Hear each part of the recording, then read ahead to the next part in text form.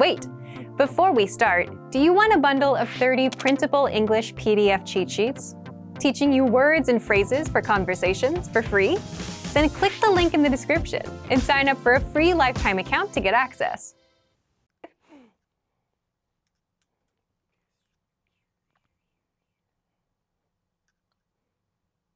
Hi everybody, welcome back to our weekly live stream. My name is Alisha, and in this week's live lesson, we are going to practice using a, and the. These are called the articles of English, and they are very small but very important parts of the English language. I know they are very difficult to master for beginners and for advanced learners. So today I want to review the rules of these, and we're also going to practice using them, putting all of them together to practice telling a story at the end of today's live stream. So I hope you're ready to practice these very, very teeny, tiny parts of the English language and get used to using them and get some good refreshers in your mind. So as you join, please make sure to hit the like button and of course share this video so that other people can find today's lesson. That would be super cool.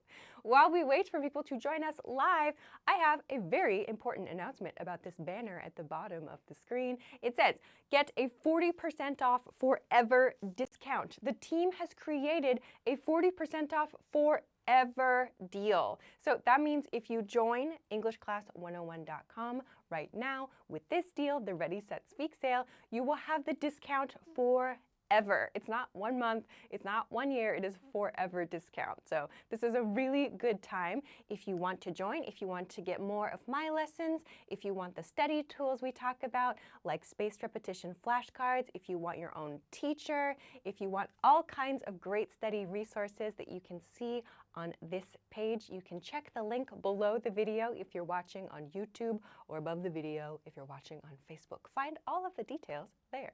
Okay, I think everything is going now. Hi, YouTube. Hello, YouTube. I see Facebook is also loading, but no comments there yet.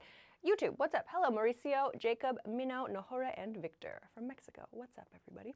Please send a message when you join. I will check live, but I want to start as soon as possible because today, this lesson, there's a lot of information and a lot of examples. So let's start quickly. And again, if you haven't already, please make sure to hit the like button and share this video. Okay, let's get into it. Let's start by talking about a and an. When should we use a and an? These are called the indefinite articles in English. So when do we use these? We use a and an before general or non-specific countable nouns. So when we want to just mention, we just want to say something was there. We want to just mention something small like that, like something that was in the room or near the scene or something. We use a to do that, okay?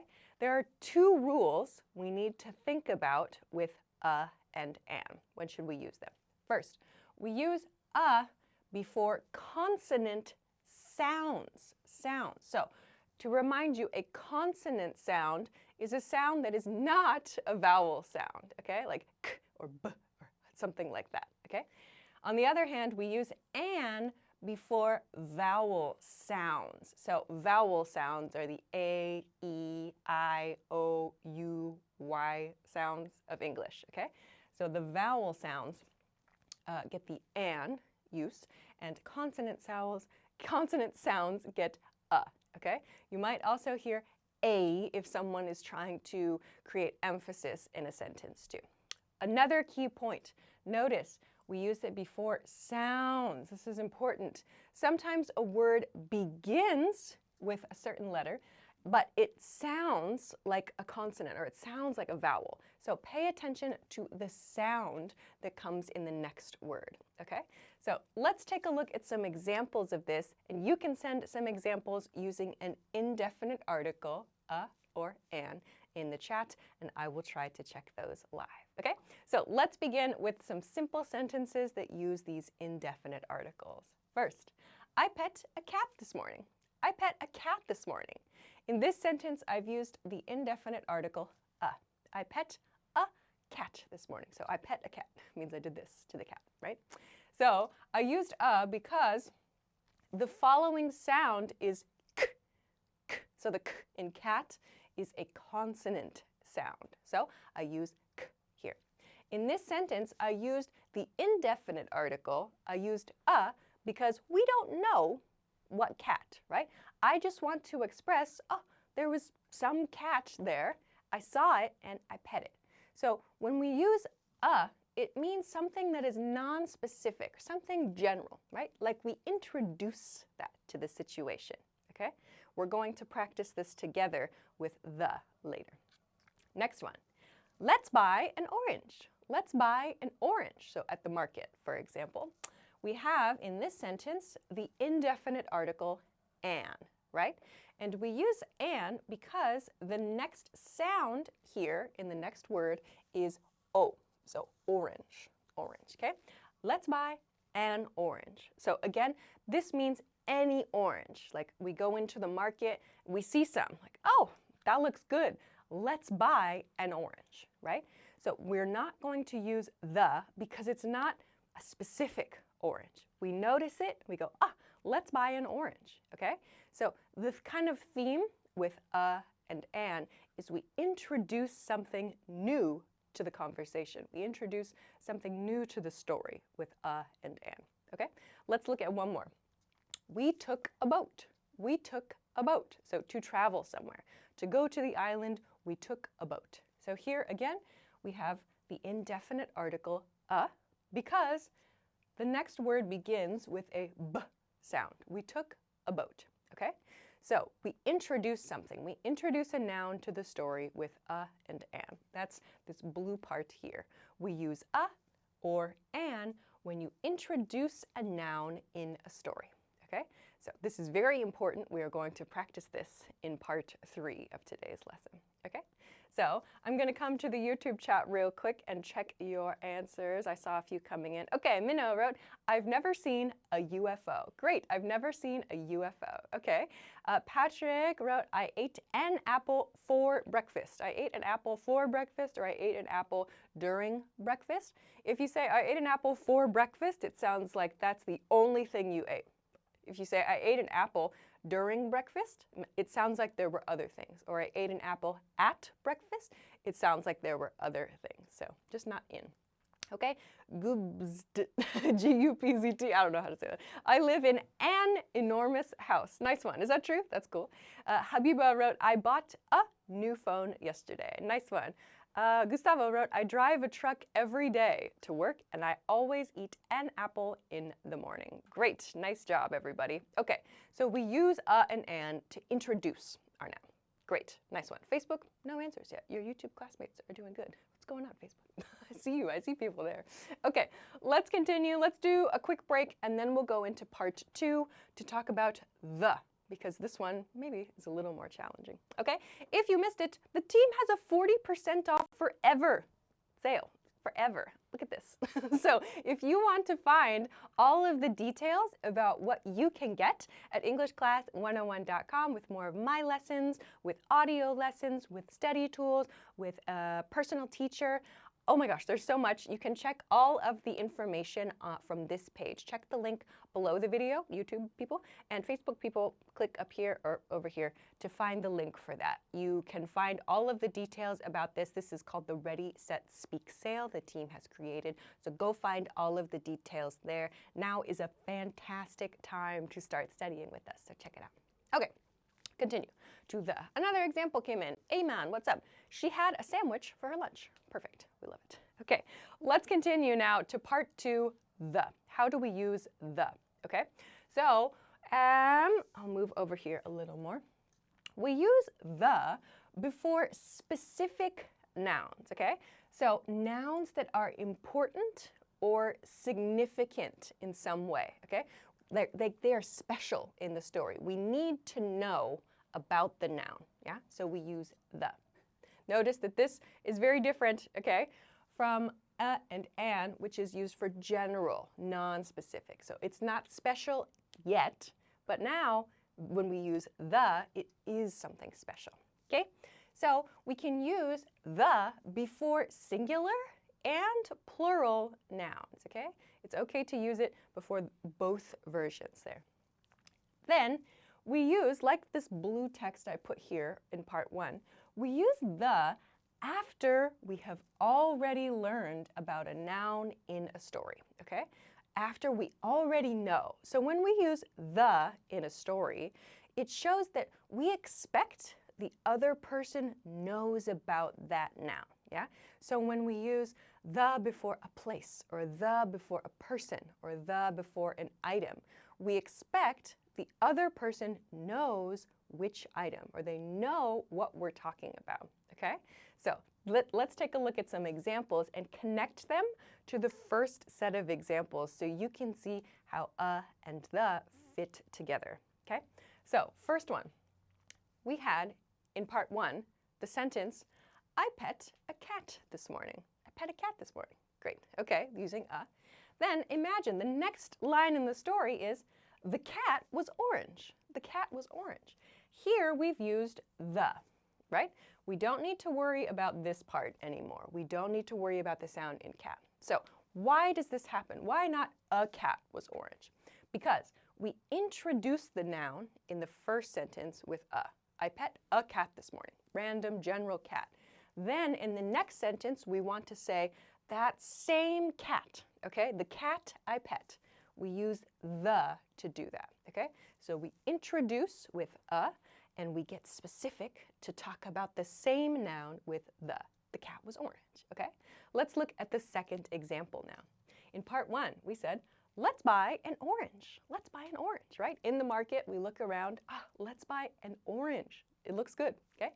The second sentence could be, the big orange looks good. The big orange looks good. Here, we are saying the big orange. So we can look there and we see, oh, there's a big orange, right? I used just now. There's a big orange. We noticed it. Both of us in the conversation noticed it. The big one looks good. So we use the to mean a specific noun that we both can see, right? So the big orange looks good here. Okay, let's look at one more example. We took a boat. We took a boat. So to go to the island or to go to an island, we took a boat. Then here, the boat left at 11 a.m. In this sentence, we have the before the boat to mean this boat, the boat we took, right? The boat left at 11 a.m. Okay, so we use these two together to introduce a noun and then to refer to the same one again. Okay? All right, let's see what you have in the examples. Ayman wrote, he bought a car yesterday, and you know what? The car was broken. Nice example, great one, I love that. Gustavo, maybe I took the 9 a.m. bus to school today, not I left, maybe, or I left on. So when you use the like that, it's okay, like I took the 9 a.m. bus to school. When you use that without an introductory sentence, that's okay to do. We assume, we think the other person probably knows or probably understands in your example, oh yes, there is a 9 a.m. bus, yeah? So sometimes we don't include this part because we expect it's reasonable for the other person to know that thing. We're going to look at this in part 3, okay? Habiba wrote, the beginning of the tale was very interesting. Okay, good, that's a good one. So like my friend told me a story, the beginning of the tale was very interesting. That's a good way you could put them together. And GPZT wrote, the fruits I bought were delicious. Okay, nice ones. One on Facebook has one, I ate a banana in the morning. One example of Facebook, what's going on over there today? All right, Patrick wrote, the gray elephant lives at the zoo. He is huge. Okay, so the gray elephant, do we know? So the question here, when you are deciding between a and the, think to yourself, does the other person know what I'm talking about? Does the other person know this specific noun? So in that example, does the person know about this gray elephant you're talking about? Maybe it's a white elephant, like a special albino elephant. Do they know about it? Or if not, maybe you should use a, right? Like a white elephant lives at the zoo, or the white elephant. Do they know about it, right? So introduce it in the conversation here and then come here, okay? All right, so let's see, others are coming in. Mino wrote, I'd like to watch an MLB game. I'd like to watch This is a great example. I'm gonna use your example sentence here, Mino. Remember this part? where I said before consonant sounds. So this is a good example. Consonant sounds and vowel sounds. You have, I'd like to watch a MLB game, right? So M, you are correct, is a consonant, right? So you put a. I completely understand. However, M starts with a vowel sound, right? So we would say, I'd like to watch an MLB game. Yeah, so pay attention to the sound of the letter that comes out. Native speakers make this mistake too. So don't worry if you make a mistake. Native speakers do this. We have to read the sentence out loud sometimes to check, is it a or an? So don't worry, but keep an eye out for that. Okay, good. Let's continue to, I think, the third part. Because this is the one that gets a little bit tricky. We're going to put them all together, okay? So let's continue. Should I take a break? I guess I'll just remind you. You don't have to change Control Desk. I'll just remind you there's a 40% forever discount happening now. Oh my gosh, I'll remind you later. So please go and find all of the information from the link down below the video, YouTube, and above the video, Facebook. Okay, let's talk now about how to put these together to tell stories, because I think many learners do okay when we practice and an, and okay when we practice the, but then when we put them together, it's like, it's really difficult, okay? So let's use these articles to practice telling a simple everyday life story, okay? So we're going to choose between a, an, the, or no article, okay? I prepared a simple daily life story. We're going to choose together which one we should put in the blank spaces here, all right? So let's begin. First sentence then is, today I went to market. So today I went to blank market. In this sentence, should we use a, and, the, no article? So today I went to market. So this is a situation where it's okay to use a or the. We cannot use an because market starts with a m consonant sound, right? So we know an is not correct. We don't use an before consonant sounds, okay? Today I went to a market or the market are both okay. Why are both of them okay?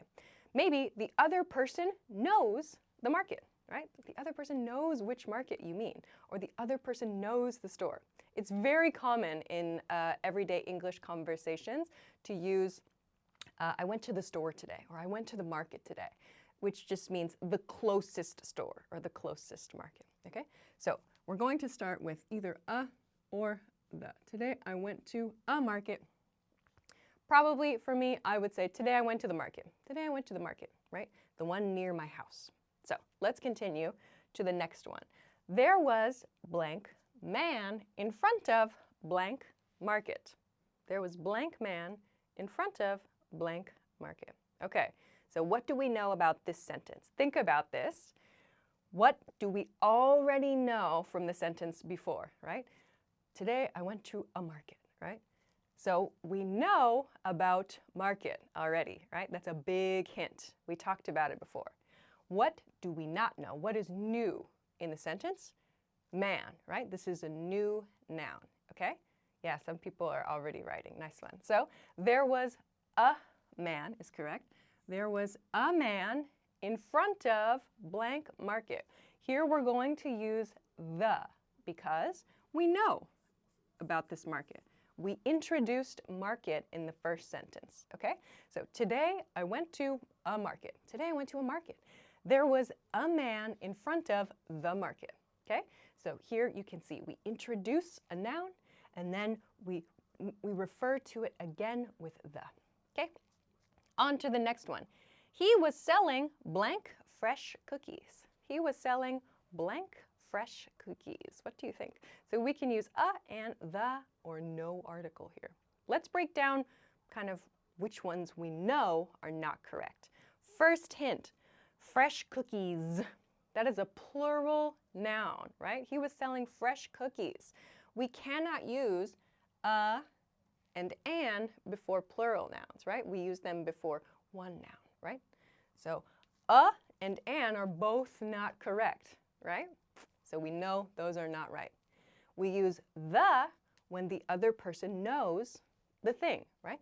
This is our first time to see fresh cookies in the story, right? So that leaves us with one choice only. No article, right? So here he was selling fresh cookies. He was selling fresh cookies, okay?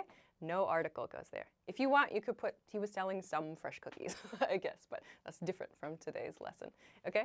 He was selling fresh cookies. We love that. We love cookies. So next sentence, I bought blank cookie and ate it. Then I went into blank market. So I bought blank cookie and ate it. Then I went into blank market. What do you think? This one might be tricky, okay? So first, again, let's look. Which nouns do we know about? And consider, is it singular, one, or plural, right? So maybe this one is easier. I bought blank cookie and ate it. Then I went into blank market. So this is the this is the third time we talked about the noun market, right? So maybe you can tell we use the here. I went into the market, yeah? But this one, you might think, should I use the or a? He was selling fresh cookies, plural. So can I use a or the here? We would use I bought a cookie. I bought a cookie because we're talking about one cookie for the first time. Yeah, I know you're like, oh, that's so difficult. I'm very sorry, but we're talking about one cookie for the first time. He was selling fresh cookies, so I bought a cookie and ate it. I bought a cookie and ate it, yeah? So we wouldn't say I bought the cookie because we have not mentioned one cookie yet in the story, only a group, yeah? So we use a cookie to mean one of that thing we talked about before. Nice one. Some people, Paloma, a cookie, the market. Nice. And Amen also got it. A cookie, the market. Nice job. Okay, let's continue to the next one then. I needed to buy blank eggs. I needed to buy blank eggs. So I go into the market, right? I needed to buy blank eggs. What should we use? And the, no article. So again, let's go by process of elimination. Let's get the wrong answers out of the way. Eggs is plural again, right? Same as this fresh cookies one, right? Eggs is plural, so we know we cannot use a or an. I needed to buy eggs, I needed to buy an eggs. We cannot use that because they don't fit this grammar rule. Okay, so that means the and no article remain, right? I needed to buy the eggs. Well, this is our first time to see eggs in the story, right? Just introduced. So we can't use the other person in the conversation who we're telling the story to, they don't know about my special eggs, so we can't use the. Oh, that's funny. So we use no article here. I needed to buy eggs. I needed to buy eggs, all right? No article goes there, okay? Then let's look at the next sentence. I went to get blank eggs, but when I picked them up, I dropped them, right? So I went to get blank eggs, but when I picked them up, I dropped them. Oh no. Okay, so in this sentence, what should we use?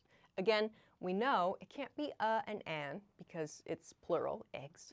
But in the previous sentence, we introduced eggs, right? So now we know in the story, eggs are a part of the story, yeah?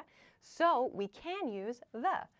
The eggs I mentioned before. I went to get the eggs, but when I picked them up, I dropped them. Oops. Okay? Then, I had to pay for blank eggs I broke and blank eggs I needed. Okay?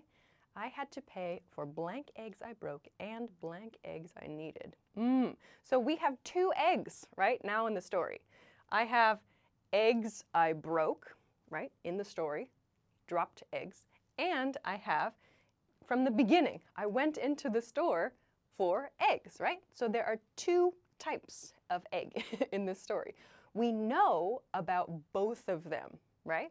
So for this reason, I had to pay for the eggs I dropped the eggs I broke and the eggs I needed. So I had to buy 2 eggs, really, is what the story is about. 2 packages of eggs.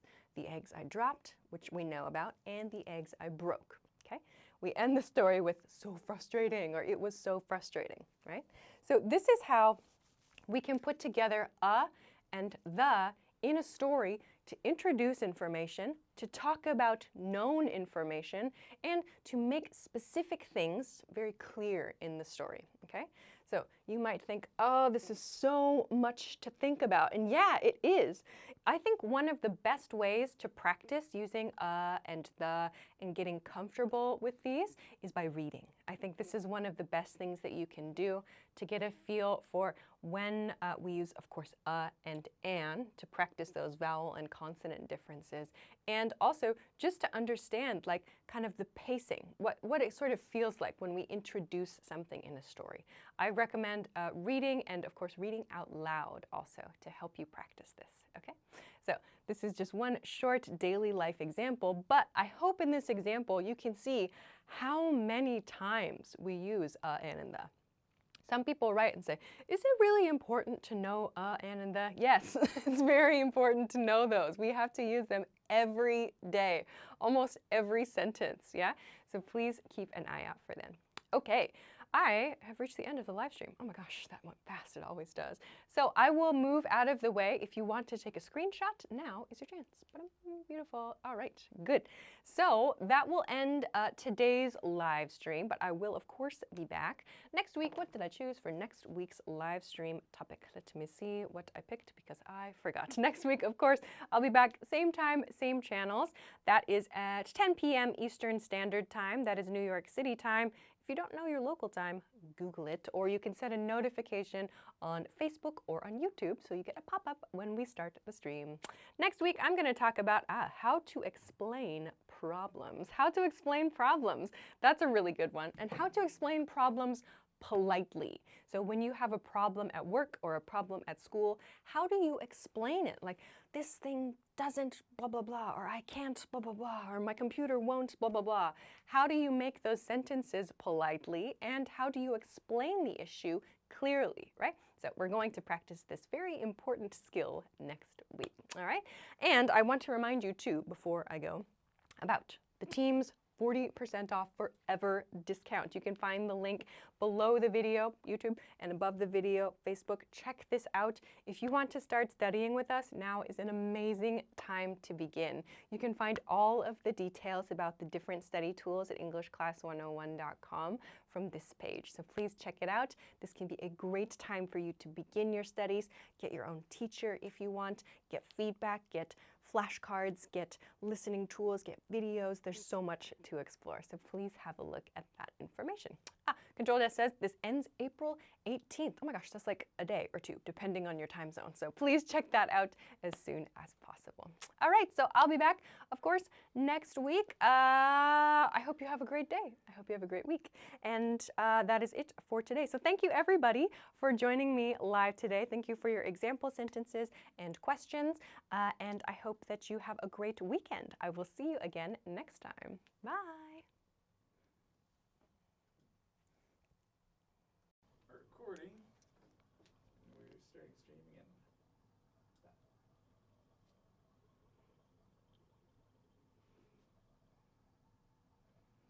Hi everybody, welcome back to our weekly live stream. My name is Alisha, and in this week's live lesson, we are going to practice explaining problems. Today, I have chosen 3 key grammar points we use to express problems. We're going to talk about when you should use each of these and the differences between them, because these are all very, very useful and very, very common ways to explain a problem, and they're really easy. So if you're a beginner, don't worry, you can use these patterns very easily right away. So while we wait for people to join us live, please make sure to send a quick message in the chat. And of course, make sure to like and share this video so other people can find today's lesson and practice explaining problems. While we wait, I want to mention about this banner at the bottom of the screen, which says that you can download a free 2,000-word ebook.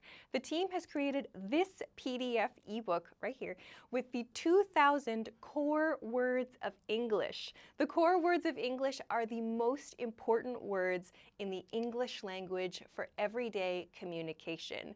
So if you want to make sure that you study the most important words first, you can download this ebook for free at EnglishClass101.com. To find the details, you can click the link below the video if you're watching on YouTube, or above the video and to the side if you're watching on Facebook. I'll remind you again later if you don't get to check it right now. But please make sure to look at that and download it if you have not already. Okay, it looks like YouTube is here and Facebook is also here. Welcome, everybody. Hello on YouTube. Hello, Andre, Jacob, Patrick, Daniel, Natalie, Mauricio, Ismail, Ivan. What's up? Hi, everybody. Facebook, I don't see messages yet. Maybe soon. Let's get started. Today we have a lot to practice. So again, if you haven't, please make sure to like and share the video because it really does help other people find the lesson. Okay, let's begin with our first grammar point, or our first pair of key grammar words. Today we're going to start with can't and couldn't to explain problems. Let's start first with present tense sentences, okay? So we're going to use this grammar pattern to use can't to explain a problem here. The pattern is subject plus can't plus infinitive verb. So here when I say infinitive verb, I mean the bare infinitive. No to in this pattern, just the base verb form. No change to the verb today for these first two parts, so that's easy, right? Then let's explain when we would use this, okay, and why. So let's say, for example, we say, I can't open the file. I can't open the file. In this sentence, our subject is I, right? Something I. Can't means cannot, right? This means it is not possible to do something. Followed by the infinitive verb open. I can't open the file. In a lot of today's sentences, we're going to find something after our infinitive verb that tells us the object, right? That tells us the details about the thing. So I mentioned it very quickly just now, but the feeling with can't and the meaning with can't is that something, this verb is not possible to do, okay? It is not possible. So I'm going to put that here. When we use can't and couldn't, the verb is not possible, okay? This is important. We are going to practice a different point in part 2, okay? So can't and couldn't refers to not possible things. Let's look at the second example. You can put your example in the chat, okay? The next one, he can't find the entrance. He can't find the entrance, like to a building, right? Sometimes you have this experience. Maybe. Sometimes I have this experience too. Anyway, let's break down this sentence. First, our subject, he. He, and then we have can't, followed by the verb find. He can't find, and then our end of the sentence, he can't find the entrance. So this part answers, what can't he find? The entrance, okay? So again, this means it is not possible for him to find the entrance. He was looking and looking and looking, no good, right? No entrance, okay? So you can use can't to express that correctly. Let's look at one more example in present tense, and then we'll go to the chat real quick, and then past tense, okay? So next, we can't get reception for our phones. We can't get reception for our phones. Here's our subject, we, right? Me and someone else, right? We can't.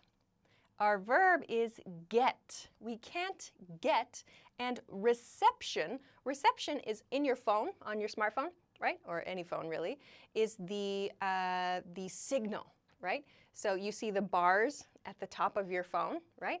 That's reception, right? So we can't get reception for our phones, means there's no signal for the phones.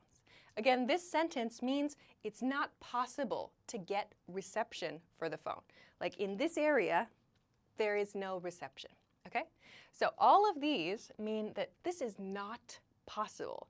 And because it's present tense, it means this is not possible now, at this time, right? So we want to use this to talk about problems we are having now. Like at work, I can't open this file, right? Something is wrong with the file. Or he can't find the entrance. It's happening now, right? So I'll check the chat real quick, and then we'll go to part 2. Some answers. Nahora wrote, I can't open this can of beans. Perfect. Sometimes they're really, really difficult. Frank wrote, I can't open this beer. Okay, good. Maybe there's a problem with the can. Patrick wrote, I can't drive my car right now. I don't know where the key is, right? Embedded question, yeah? I don't know where the key is, okay? Nahora, again, they can't find their dog. And Daniel wrote, I can't pull up the app, okay? Natalie wrote, we can't find the connection for the internet. Nice ones, everybody. Great job. I love it. Facebook. Where are you, Facebook? I don't see any chat messages in Facebook. Let's continue to part 2 then. Let's compare this part then to part 2. Well, part 1.2, I guess. Past tense. So how do we use this in past tense? Maybe you can already guess with couldn't. So this is very easy, an easy change to past tense. We have the same grammar pattern. We use couldn't in place of can't. Subject, couldn't, infinitive, verb. Okay? Let's practice this. So, first one, we couldn't open the door. We couldn't open the door. Like it was locked, maybe, or there was some password or something like that, right? Let's break this down. We, I lost my, okay. We couldn't, and then our verb here is open. We couldn't open the door. We couldn't open the door. It was not possible to open the door, okay? Let's look at the second example. They couldn't find the documents. They couldn't find the documents, okay? Here's our subject, they, our past tense, couldn't, and then find the documents. They couldn't find the documents. What did you do with them? They couldn't find them. It was not possible to. They looked and looked and looked, but they could not find them, okay? And last example here, he couldn't see the changes in the file. He couldn't see the changes in the file. Maybe you've done this. You are working in Google Docs or something. There should be updates, or maybe on Dropbox, whatever. You're looking for changes, but you cannot see them. That's a common problem, I think. So he couldn't see the changes in the file. Here's our subject, he, couldn't, and our verb is see in this case. So again, this is how we express problems like this, things that were not possible to do in past tense, okay? So present tense uses can't for this, and past tense uses couldn't to express these types of problems. Very easy, right? Very simple, okay? Let's see, any other examples? Hello, everybody. Freddie wrote, I can't watch the TV. Okay, I can't watch the TV. Others, Eldia wrote, I couldn't find my phone. Good one. Yeah, sometimes you're like, I couldn't find my phone, and I looked and looked and looked. So something like that is very common when you're leaving the house. Natalie wrote, they couldn't find the way out. Nice one. Daniel wrote, I couldn't eat the dinner. Ooh, maybe it was really bad or really burned or too salty, maybe. Okay. Yeji wrote, I couldn't get it. I couldn't get what? Maybe a little more detail there, but grammatically correct. I couldn't get it. Nahora wrote, she couldn't watch the movies. Good. Maybe they were too scary, or maybe the DVD player was broken, or maybe your streaming service went down. Great. Daniel wrote, I couldn't figure out the truth of the story. Ooh, good one. Okay, I couldn't decide what was true, or something like that. Could be mysterious also. Gertrudis wrote, I couldn't attend your last class. Nice one. Okay. Ismail wrote, I couldn't ignore your live. Nice one. Great. Okay. Nahora wrote, I couldn't talk to him. Nahora, lots of example sentences. Facebook, hello to the people who said hello on Facebook. Your YouTube classmates are doing a great job. What's going on, Facebook? Send me some examples in part 2, yeah? Okay, great job with part 1. Let's take a quick break, and then we'll continue to part 2, where we are going to change our key word in the grammar pattern, okay? Very exciting. If you missed it, I will remind you again that our team has a 2,000 word free PDF ebook These are the core words of English. Our team has created this for free. You can find the link for this below the video if you're watching on YouTube or above the video if you're watching on Facebook. The core words of English are the most commonly used words for everyday communication. So if you want to make sure that you are studying the most important words first, go and get this ebook. It is 100% free. If you do not have an account at EnglishClass101.com, you can make a free account. You just need your name and your email address. So check it out. Go download this. This can be a great tool, a great boost for your vocabulary studies. Check it out. Okay, let's go to the next one. All right, Facebook. Yeah, we got one example. Naing. Hey, I couldn't participate in your wedding party, or maybe like I couldn't come to your wedding is a natural way to say that. Nice job, woohoo! First Facebook comment, first Facebook example today. Okay, let's go to part 2. Won't and wouldn't. Very exciting. So you can see the grammar pattern we're going to use is the same, right? Subject and infinitive verb. That's easy, right? The same as part 1 and part 1.2. We love it.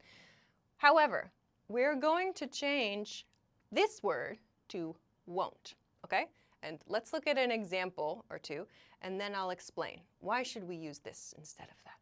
So, first one, my computer won't turn on. My computer won't turn on. Oh my gosh. Okay, here's our subject. Here is won't. And here's our, in this case, phrasal verb, turn on, okay? This one's very simple, yeah? Only 3 parts to the sentence. So why do I have won't? Can I say can't? My computer can't turn on? Why is it my computer won't turn on? Okay, the feeling here is that it is possible for the computer to turn on. Like, I use my computer every day, right? I used my computer this morning, right? I know my computer can turn on. I know it's possible, but my computer will not turn on now, okay? So the feeling here is that it is possible, however, it is not doing that right now. I cannot do it now, right? Even though it's possible, okay? Let's look at the second example too. Second example is the stove won't light. The stove won't light. So here, subject, the stove, plus won't. Our verb is light. So to light is when you turn on the stove and the fire starts. To light a fire, maybe you know that expression. So when we turn on the fire on the stove, we use the verb light. So here, the stove won't light. Again, this means it is possible for the stove to light. I know because I use it every day.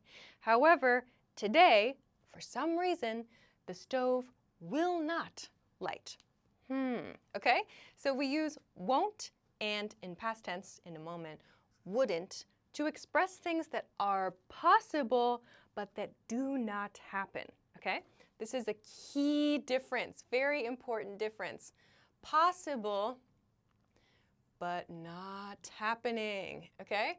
So this shows us the problem, yeah?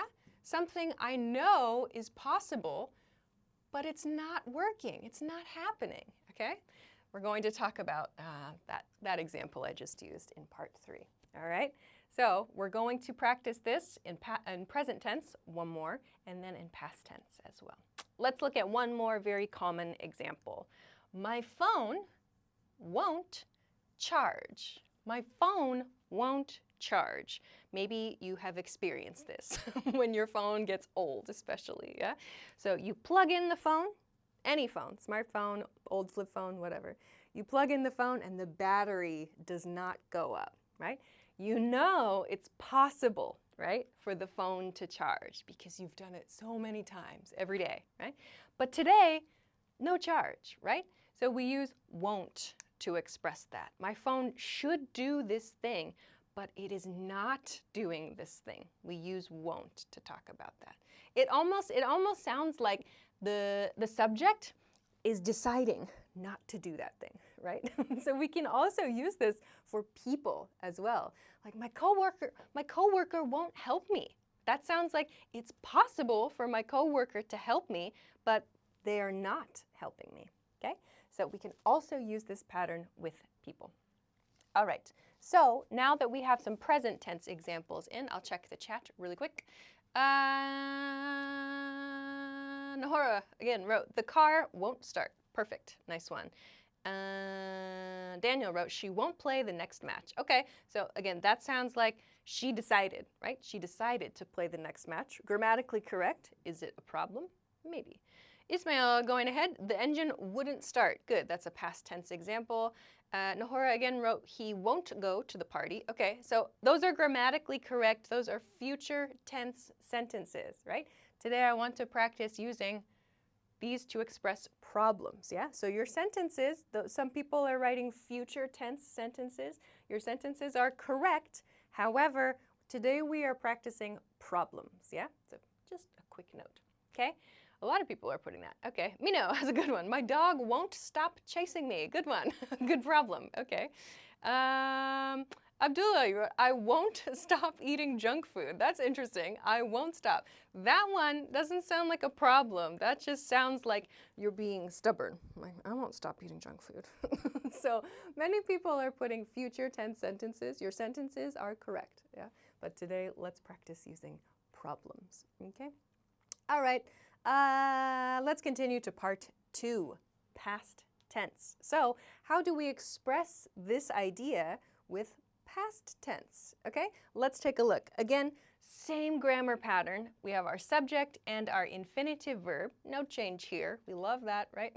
And then here is our change. We use wouldn't, would not in this position. Okay, so won't changes to wouldn't in the past tense for this point.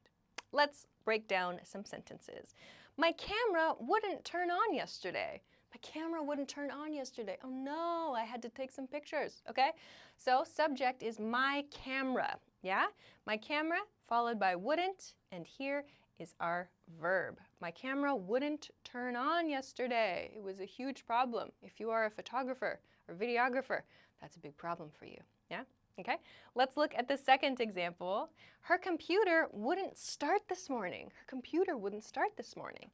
Here's our subject, her computer, plus wouldn't, and our verb is start. Her computer wouldn't start this morning. So you take it to the, I don't know, computer repair store and say, this is the problem. Her computer wouldn't start. What should I do, right?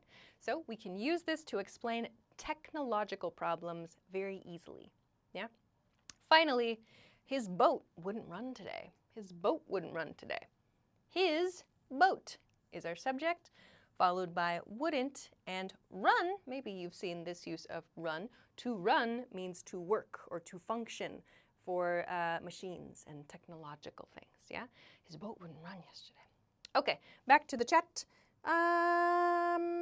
Let's see, I see a lot of people using won't for future tense sentences. If you are having trouble making a problem sentence, I suggest don't use I. Many people are using I or he or she. Don't use that. Use an object. My computer, the stove, my phone, my camera, her computer, his boat. Choose an object as the subject of your sentence. Don't put I as the subject, okay? Maybe that will help you, yeah? So many people, your sentences are correct, but you are making future tense sentences. You are making a different grammar point, yeah? Which is good. I love that you can use future tense, but make sure you practice explaining problems here too. Okay, let's see. Blogiwala, I won't get my phone charged. I would use this. My phone won't charge. My phone won't charge. So you are putting I at the beginning, which sounds like you are the problem, right? I won't, right? That makes that the problem, right? The subject is the problem. Your problem is the phone, right? So put the problem here for everyone. Your problem goes in this position, the subject position, okay? Daniel, I wouldn't have done it without your support. Okay, grammatically correct. I wouldn't have done it without your support means, it's not a problem, and 2, it means if you had not supported me in the past, I would take no action. I would have taken no action. We often use, instead of that, I couldn't have done it without your support, which sounds like it wasn't possible without your support. So your sentence is grammatically correct, but it sounds like if there was no support in the past, I would have taken no action. Okay, I hope that's clear. All right. Natalie wrote, the oven wouldn't work yesterday. Nice. Nahora wrote, my alarm wouldn't work properly. Good. Ismail wrote, my English life wouldn't last without your lessons. Is that true? Okay. Eldir wrote, my car wouldn't turn on. Great ones. Facebook. Hello, people on Facebook, but your YouTube classmates, everybody on YouTube is sending great examples. Nice job, YouTube. Facebook, where are you, Facebook? Facebook, you can do it too. Okay, super, super quickly, because time is going, as always, because I like to explain for a long time. I'll just mention this briefly, and then we'll come back to it again later. There's a free PDF ebook for you. You can download it from the link below the YouTube video or above the Facebook video. There are 2,000 words that we use in everyday English communication there. Check it out. I will come back to this again later for a proper reminder. For now, let's finish with the final grammar pattern I want to practice today, which is be plus verb in the ing form, okay? And when I say be, I mean we are going to make a change to the be verb, okay? So let's look at this because we have 2 patterns for each now. Oh my gosh, okay? So this one, we start, again, subject, but we have to choose the form of the be verb right here. We can choose subject isn't verbing, or subjects, plural, aren't verbing, okay? So for this one, we do need to think about a change depending on the subject of the sentence. I know you can do it, I believe, okay? Let's look at some examples and then talk about why we use this grammar pattern. First one, my computer isn't working. My computer isn't working. This means right now, my computer is in the status or in the state of not working, right? So this means that like over a period, my computer is not doing its job, okay? This is a little different from this one. My computer won't turn on. Both sentences are correct, okay? My computer won't turn on means one action, right? It will not do, right? This sentence, my computer isn't working, sounds like you were sitting at your computer, clicking, doing things. It's freezing, it's crashing, it's having trouble starting, it's making all kinds of strange sounds. Maybe there's a virus, something crazy, right? My computer isn't working. Sounds like over a period, maybe even just a few minutes, like 5 minutes or 10 minutes, like, something strange is happening. My computer isn't working. Sounds like it's happening now, yeah? So that ing form makes it sound like this is something that is continuing in the moment, okay? My computer isn't working. And notice this isn't means is not, right? We have to use the negative form here. My computer isn't working. Oh my gosh. Some people are already sending examples. Nice ones. Let's see. What? Let's see. Nahora, my washing machine isn't working. Some people use wouldn't for this. Sorry, I got confused. My washing machine isn't working. Good example, okay? So this is great to use for technological problems. Your computer, your phone, your home appliances. My blank isn't working is a really straightforward and easy way to explain a technological problem, okay? Definitely remember that, okay? Good. Nang on Facebook, the one person sending examples on Facebook. We love it. Good job. Wrote, the store isn't opening. So if you are at the store at the open time, like, I don't know, 9 a.m., ready to go, you need to go and get something at the store, but the store, there's no one in it. You're like, what is happening? The store isn't opening? Why? So that could be a situation where you'd use that one. Okay, let's go to the next one. The refrigerator isn't running. The refrigerator isn't running. What? What's the problem here? So here is, again, our home appliance in this case, isn't because it's singular, and our verb in the ing form is running, running. So I mentioned this once before, the verb run, we use that for machines, yeah? So to run, for something to run, means to work as well. We could use this with a computer as well. So my refrigerator isn't running, means my refrigerator isn't working properly. I need to get it fixed, yeah? So again, this means it's happening now. My refrigerator isn't running. Uh-oh, right? Okay, let's continue to the next one, and then I'll come back to the chat. Here is our phones aren't connecting. Our phones aren't connecting. Note, this one uses our phones, plural, right? So we need to use a verb that matches. So we change the be verb to are not. Our phones are not connecting, yeah? Our phones aren't connecting. Like our phones aren't connecting to the Wi-Fi, or our phones aren't connecting to the server. Our phones aren't connecting to the VPN, whatever, yeah? Our phones aren't connecting. This is a problem happening now, yeah? So you could say, yes, our phones won't connect. Also 100% correct. This sentence sounds like I tried so many times. We tried so many times just now, and it still won't work. Oh my gosh. So we can express that with our phones aren't connecting. Why is that? Okay, let's check the chat, and then we'll go to the last part for today. Abbas wrote, my manager isn't working. Ooh, good problem. Okay, so if your manager is supposed to work, if your manager is at work and they are not working, ooh, good one. Okay. Patrick wrote, my headphone isn't turning on. Oh, you wrote in this morning. It said, you're going to use that in this one right here. We're going to fix that sentence right here. My headphones weren't turning on, and use plural. My headphones, Patrick. Nahora wrote, my phone isn't charging. Perfect. Daniel wrote, my English isn't getting better. I don't believe it. If you practice all the time, you'll be okay. Josue, I hope I said that right, Josue. The sales department isn't selling as well as the last week. Nice one. The sales department isn't selling as well as they did before. Nice example.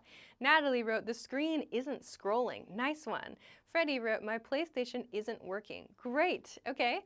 Others that use this example. Naing again, woo, the router or Wi-Fi isn't connecting. Perfect examples. Great job, everyone. Okay, last point, last challenge then. Past tense. How do we do this in past tense? How do you describe a problem that happened this morning or yesterday, right? A continuing problem, right? We do this with a change here to make the verb past tense, yeah? Same idea, we need to change the verb for singular form or plural form. So we use wasn't for singular and weren't for plural subjects, okay? That's the only change. Let's take a look at our example sentences. First one, their computers weren't starting. Their computers weren't starting this morning. Everybody's. It's very strange. Was there a power outage, maybe? There's some problem with the electricity, right? Their computers weren't starting. It was really strange, okay? Second example, his friend wasn't answering.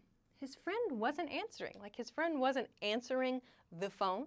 We often omit the phone. Just his friend wasn't answering. I wonder what. That's a problem in the past. Like he tried to call his friend many times this morning, but his friend wasn't answering. Yeah? So that sounds like he tried a few times to call his friend. Last one quickly. Oh, sorry. I did put his friend wasn't answering the phone. I thought that was the next example sentence. Sorry, everybody. That's funny. His friend wasn't answering the phone. Oh, actually, I had that right. That's the verb. Okay, his friend wasn't answering the phone. Sorry. I thought that was my next line. Okay, great. So these sentences help us to express something that was in progress or continuing before the conversation. Yeah, so you can use these for those past tense problems. Somebody earlier said my headphones weren't working, or my headphones, who was it? Patrick wrote, my headphone isn't turning on in this morning. Change that to my headphones weren't turning on this morning, and then it's perfect. Okay, let's see what we've got for past tense, and then we'll finish for today. Ismail Ismail wrote, his friend wasn't invited to the party. Nice example, okay.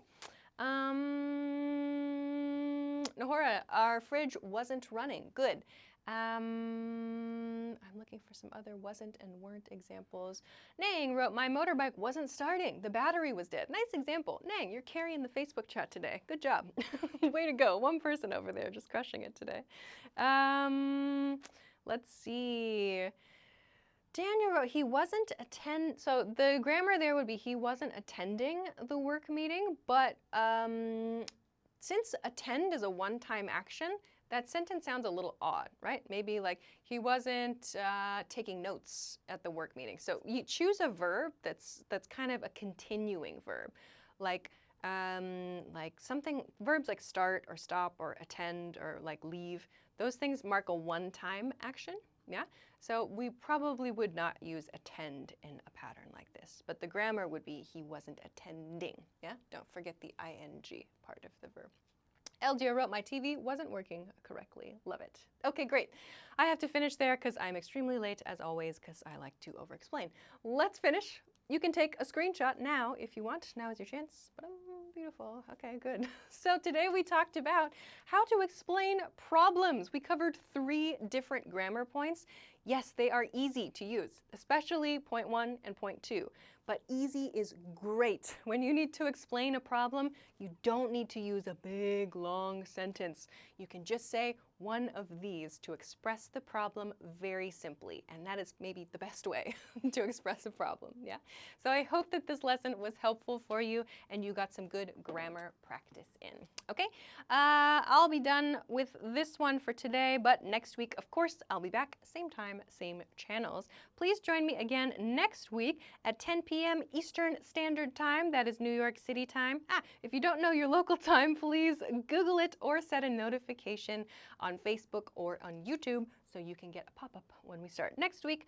What did I choose for next week? Next week we're going to talk about how to talk about household tasks. How do you talk about those little daily things you need to do every day or every week? That's what we're going to practice with some good vocabulary practice next week too. So please join me for that. And you can also use these grammar patterns we practiced this week. Don't you love that? Okay, that's all for today. So thank you everybody for joining me. Don't forget to download your free Core Words ebook. This one right here, this little guy. So make sure that you find all of the details from the link below the video or above the video. Facebook is up, YouTube is down. You can find all the information about this. This is a great vocabulary study tool to help you make sure you study the most important words first. We love that, okay? All right, I'll say goodbye for today. So thank you so much to everyone for joining me. Thank you for your great examples and good questions. And I'll see you again next week. Have a good day, have a good week, have a good weekend, and I'll see you again soon. Bye.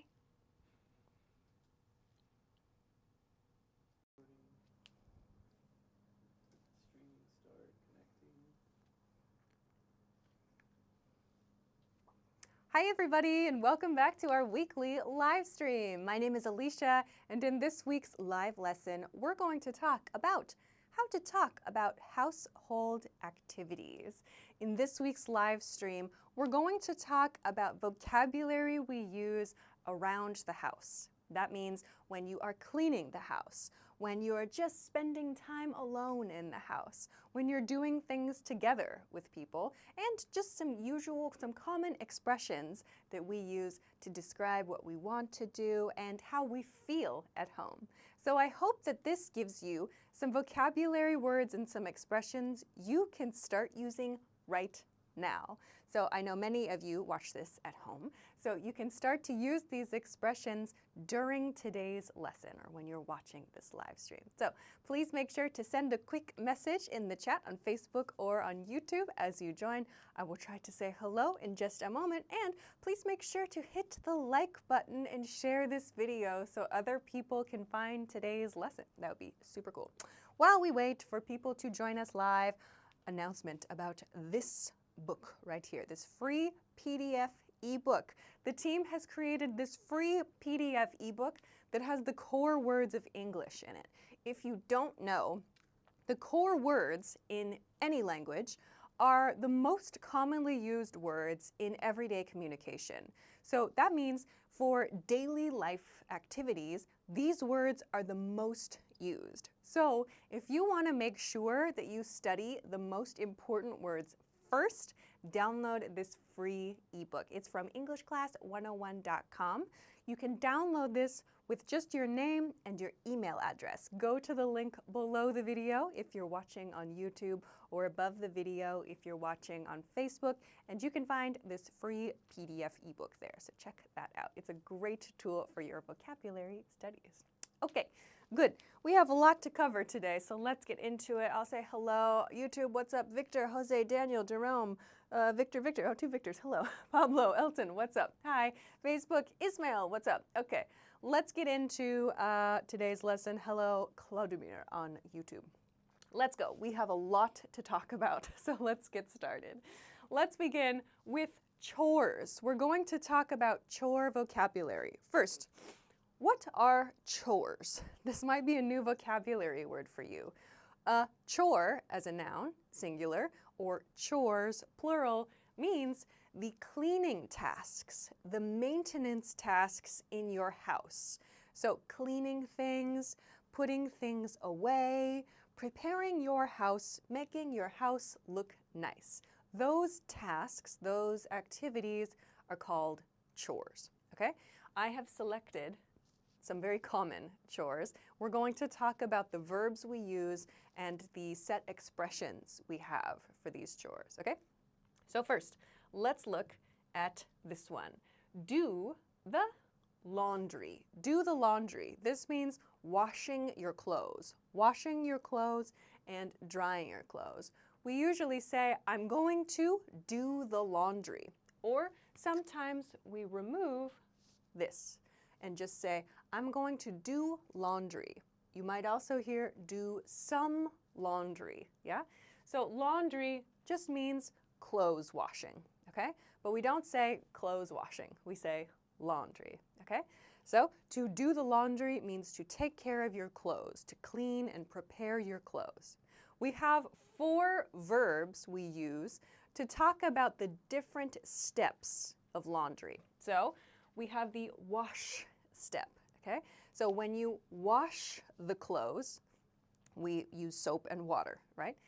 Notice I said wash the clothes, yeah? That's like one step of laundry. We don't often say wash the laundry. We usually say wash the clothes, yeah? The next step is dry, to dry the clothes, yeah? So to dry the clothes comes after wash, when we put it in a dry place or put it outside, yeah? This relates to hang. To hang the clothes means to put it on a line like this, to put the clothes on a line in order to dry. So we use the verb to hang. You might hear hang up also. And finally, we have fold. To fold the laundry means to take it down from the hanging position or from the dryer maybe, and to fold. This action is called folding. We fold it into a shape that's easy to store, easy to put away. So we have these 4 verbs to talk about the different steps of laundry. That's a lot, yeah? But they're pretty simple, I think, yeah?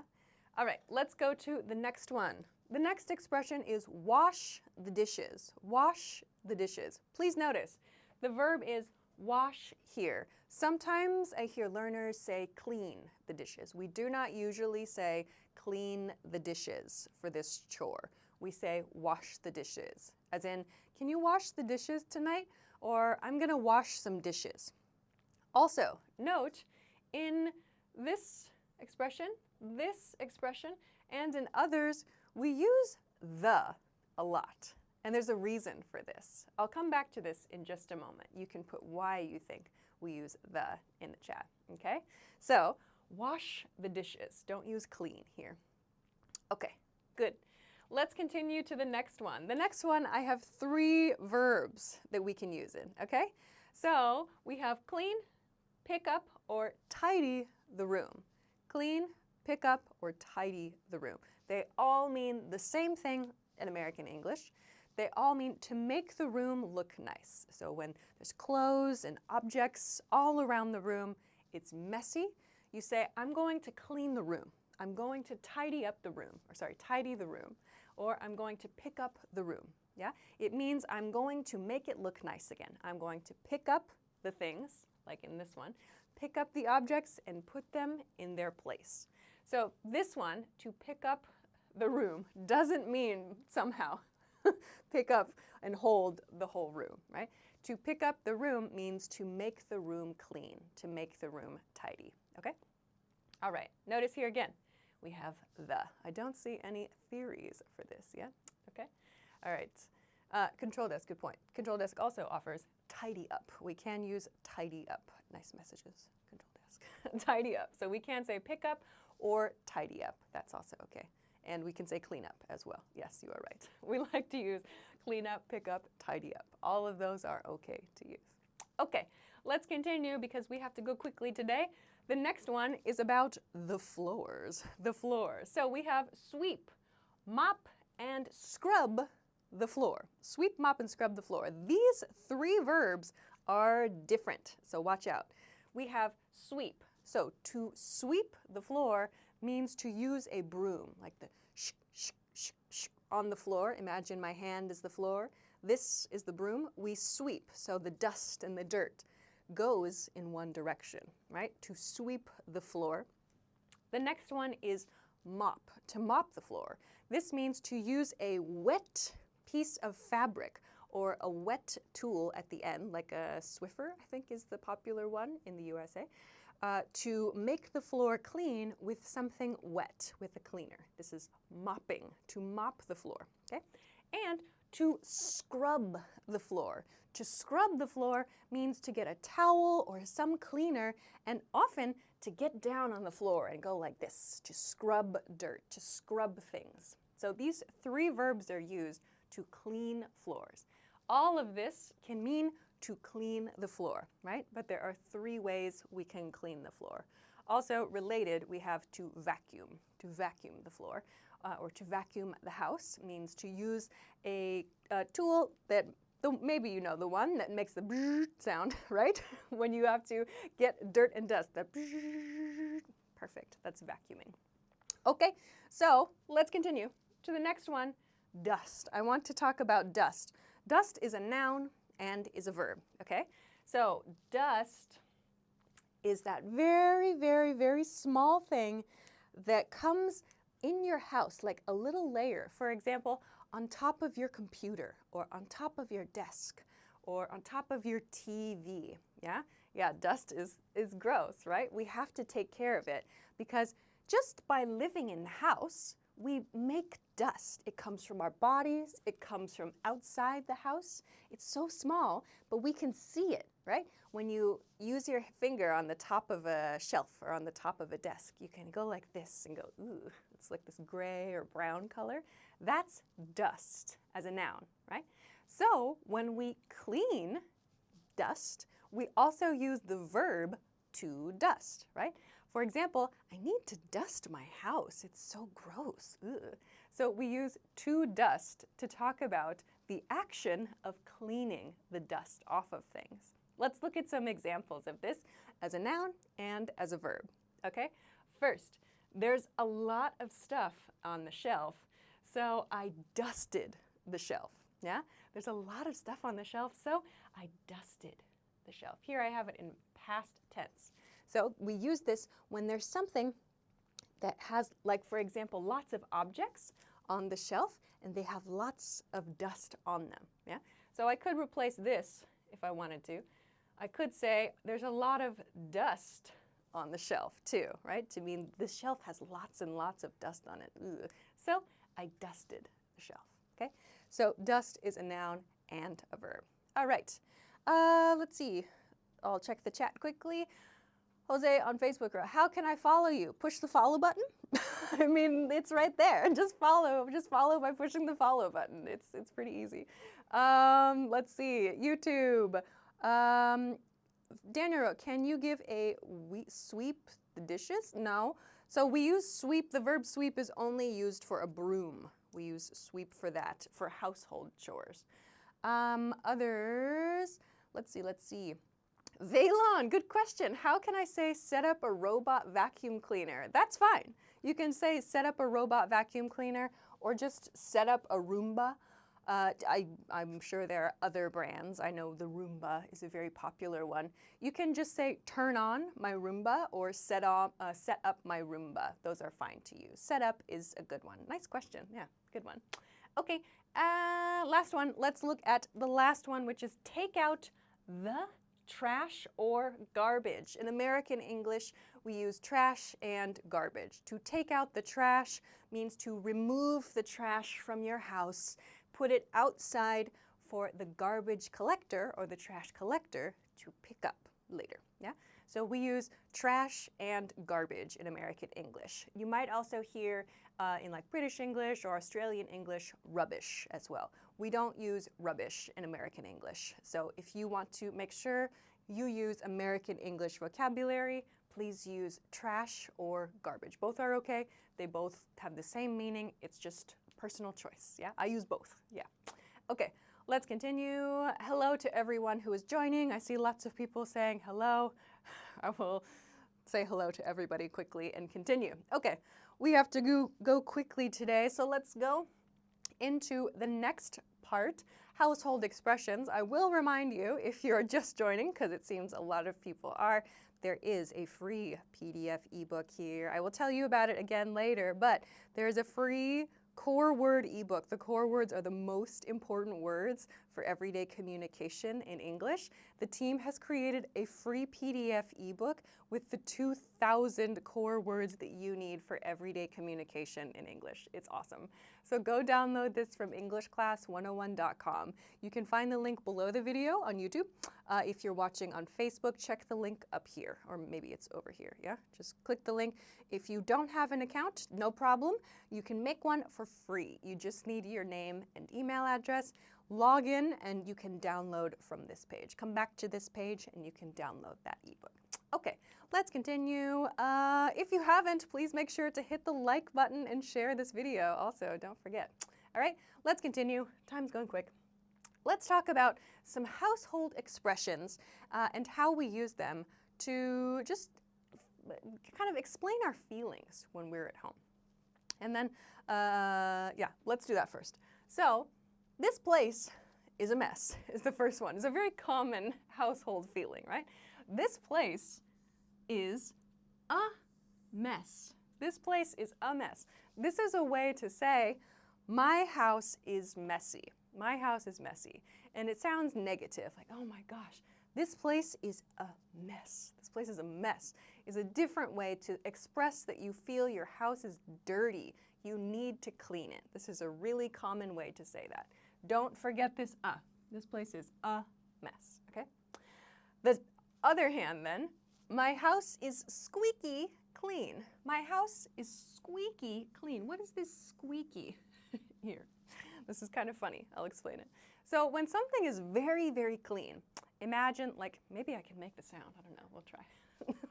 When something is very, very clean and you rub it, I can't make it. It makes like a eeker, eeker, eeker sound, right? Like a very clean floor or a clean car. Something that is so clean that when you touch it, it goes eek, eek, eek, eek. We call that squeaky clean. The sound it makes, it sounds squeaky. We describe this sound with squeaky. That's the adjective we use to describe something that makes that sound. Like my car is squeaky, or the floor is squeaky, or this thing is squeaky. It makes that sound. The door is squeaky. When the house is squeaky clean, it means, like, it doesn't mean the house is squeaky, but it means everything is so clean, if I touch it, probably it will make that sound. So squeaky clean is a good one. Inazuma Marlboro, can you say sparkling clean? Yes, you can say my house is sparkling. We don't usually say sparkling clean, just my house is sparkling. That sounds good. Okay, let's continue. More zoom, please, says Loza. You can zoom in on your phone. You can maybe just go like this on your phone. You can pause it and zoom in. You should be able to do that. I hope that helps you. Let's continue. The next one. It feels so good to be home. It feels so good to be home. We often use this at the end of the day. It feels, don't forget this S, it feels so, you can remove this if you want to. It feels so good to be, meaning my body is now at home and that's nice, right? We often use this at the end of the day. It feels so good to be home. You might also hear, it feels so good to be at home. Or when you return from a trip, oh, it feels so good to be back home or back at home, yeah? So we use this expression very often at the end of the day, yeah? Or when you come back from a trip. Onward. The next one, I really need to clean plus an object or a room. I really need to clean object or a room, okay? We use this when we are thinking about a messy place or a messy situation. So, some examples. I really need to clean the kitchen, or I really need to clean the windows. So, I really need to clean the floors. Notice we've used the for all of these. This relates back to what we talked about in part 1. Wash the dishes, pick up the room, mop or sweep the floor. Why do we use the in all of these sentences? The reason is we are talking about our house, right? If you have family you live with or roommates, everybody in the house, they know the kitchen, the living room, the bathroom, right? Everybody knows which room, right? So we always use the. I need to clean the room. If you say, I need to clean a room today, it sounds like, which one? Which one? I need to clean a kitchen today. It sounds like some other kitchen. It sounds like not your kitchen. So please use the in all of these sentence patterns. This means your kitchen, the one in your home, okay? Let's see. Others, Rhodey's wrote, what is the difference between mess up and mess around? So to mess up means to make a mistake.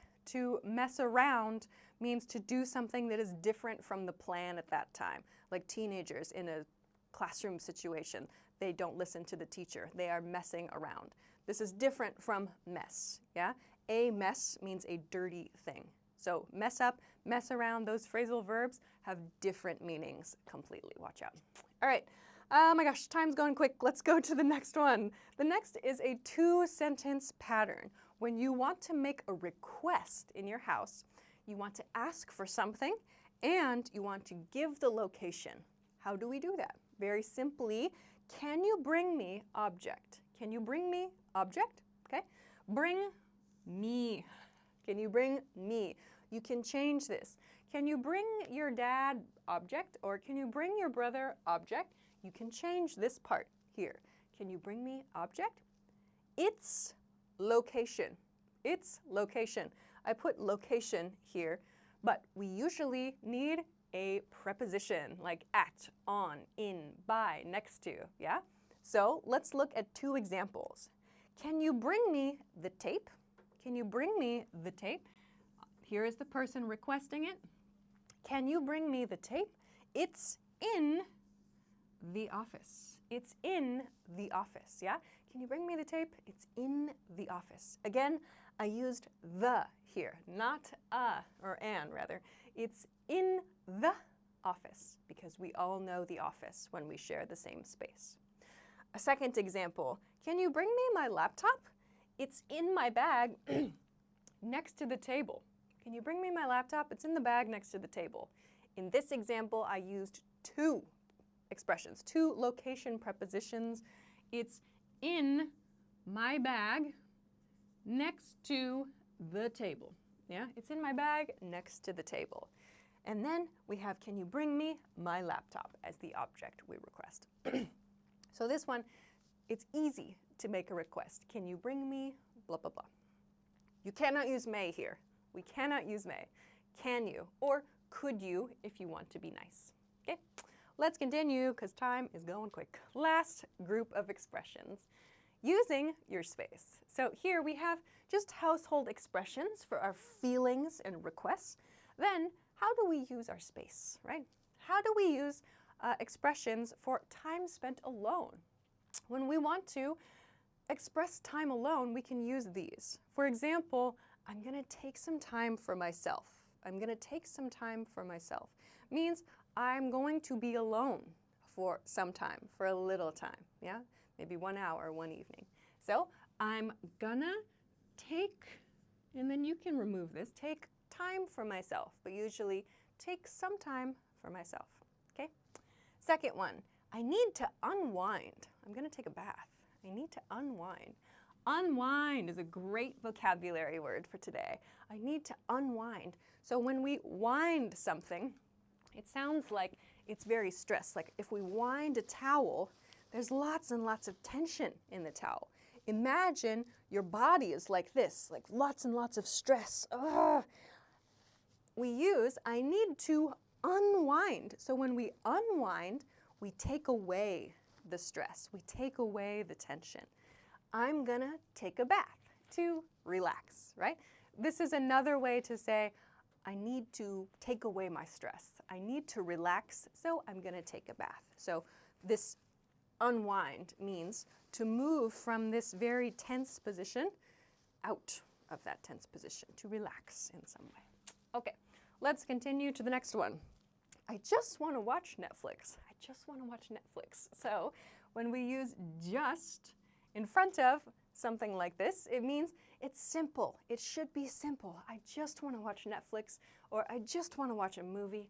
I just want to watch my favorite show. You can use this one for your time alone or at the end of the day. No talking, just relaxing. Okay? Next one. I don't want to think about work, school, or anything right now. I don't want to think about work, school, or anything right now. So I don't want to. We have a negative. I don't want to think about those things right now. Okay? This means I just want to go somewhere else in my mind. Okay? And lastly, let's go to time with other people in your house too. So we can make offers to people in our house. For example, do you want to make dinner together? Do you want to make dinner together? Note this pattern. Do you want to? Do you want to reduces to do you wanna? Do you wanna? So do you wanna plus infinitive verb form plus whatever your idea is. Do you wanna make dinner together? Second, let's watch a movie later. We can use let's as well. Let's plus our infinitive verb form. So let's to make a suggestion. Do you wanna? To make an offer like that. And why don't we? Why don't we? Why don't we get some exercise to unwind? Remember unwind we talked about here? Why don't we get some exercise to unwind? So again, making an offer in this question pattern. Finally, let's have a relaxing night in. Last point for today. Let's have a relaxing night in. This means in the house. It means I don't want to go out. Let's have a relaxing night in. All right. Phew, that was fast, I know, but we have a very tight schedule today, so I hope that you found something new. Daniel wrote, chill out, it's the same. I just want to chill out, sure. Unwind means you are very stressed. Chill out doesn't mean you're stressed. It just means I want to relax, yeah? Unwind sounds like I'm stressed and I want to release the stress. Okay. All right.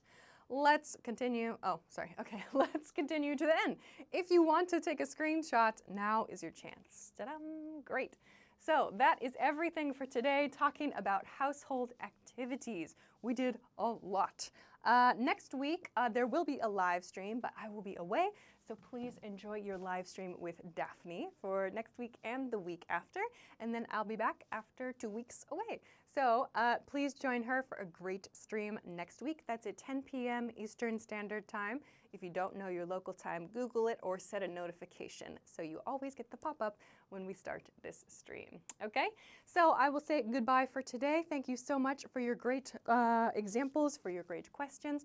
And don't forget to get the free PDF ebook at EnglishClass101.com. This is a great way to practice your vocabulary. So I'll say goodbye for now. See you again in a few weeks. Have a great day. Have a great week. Have a great weekend. And I'll see you again soon. Bye.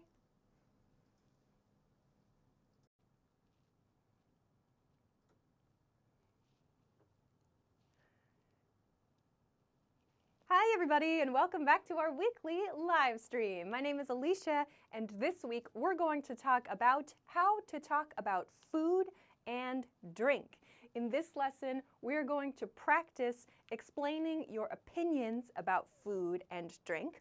We're going to talk about some interesting grammar you can use to create your own adjectives, and we're going to talk about how to make comparisons. We're also going to practice making comparisons in a leveled up way. So we're going to start with basic comparisons, and then I'm going to talk about how you can make really creative comparisons of your own. So today, I hope that this gives you a good opportunity to learn how you can be more creative when you express your opinions.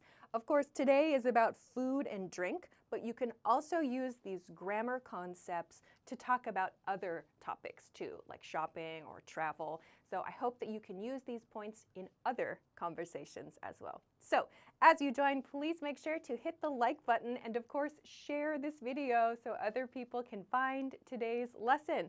Send a message in the chat too. If you are watching live, I will come to check the chat in just a moment. While we wait for everyone to join us though, a really quick announcement about this banner at the bottom of the screen that says get a 40% off forever discount. You can find the information about this from the link below the video if you're watching on YouTube or above the video if you're watching on Facebook. Check up here. You will find, if you click the link below the video, information about this sale that is ending very soon. I think it's another couple days that are in the sale. So find all of the information from this page right here. You can get all of this information for the 40% off forever discount. This is a great time to start studying with us at EnglishClass101.com. So check it out. All right. Everything is okay now for announcements. Hello, everyone in the YouTube chat. Jamili, Natalie, Robson, Jamalia from Paris. What's up? Mia, hello. On Facebook, Monde, what's up? Hello. I don't see anybody else on Facebook yet. Maybe you will join me soon. Okay, let's start. We have a lot to talk about. So let's begin. Let's start very easy and very simply. First, let's begin with some key vocabulary for this lesson. These are adjectives that are very commonly used when we talk about food and drink. On the left side, I chose things we use a lot for food. And on the right side, I chose some words we often use for drinks. Okay? So let's go through one by one, break them down, and talk about when we can use them. You can put your example sentences in the chat. Let's begin. First one is salty. Salty. Something that is salty is something that tastes like salt. It seems like it has too much salt, okay? Salty is usually a negative thing, but something that is a little bit salty is maybe okay. If you like food that tastes like salt, maybe you like salty food, okay? Then let's talk about kind of the opposite, one of the opposites kind of, is sugary. Sugary. Something that is sugary is something that tastes very, very sweet, but it tastes like white sugar or brown sugar. So we sometimes maybe use this for natural food like fruit, perhaps, but we don't really say sugary for natural food very often. We use the word sweet to talk about natural food. Sugary is, for example, baked things like pastries or donuts, something that has lots and lots of sugar in it, like white sugar. So some people like sugary snacks, some people like salty snacks. I am team salty. You can put that in the chat. You can put what yours is. Okay. Is my voice okay? Somebody in the chat mentioned that the speaker is a little bit low. Maybe your speaker's interesting. I don't know. You control desk, check it out. Anyway, let's continue to the next one. Savory. Savory. Something that is savory is something that is in a category of more salty foods. This might be confusing. So we talked about salty being kind of negative, right? Something that is not so good, right? Too much salt. But savory is a category of food. So if we imagine on this side is salty things, and on this side is sweet things like snacks, savory foods are like right here. So It's not so sweet, but it's more on the salty side. Yeah? So it's not salty in a negative way, but we have a salty feeling. So for example, crackers, potato chips, maybe like fried chicken, those things are more salty, but not in a bad way, right? Those things are savory. So we can say, I like savory foods. I like savory snacks. Yeah? That's definitely me. I like savory foods and savory snacks. Okay, awesome. Thanks, Control Desk. Okay, so Inazuma, I hope I just answered your question. I often confuse savory and sweet. So sweet sounds like fruits, donuts, pastries, things that have lots of sugar and natural sweetness.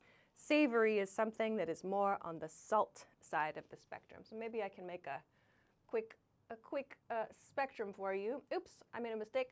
So if we imagine that we have a spectrum. On this side is salty, and on this side is sweet, and here in the middle, this area right here is savory. Savory. Yeah, I hope that helps. So salty is kind of negative, too much salt, right?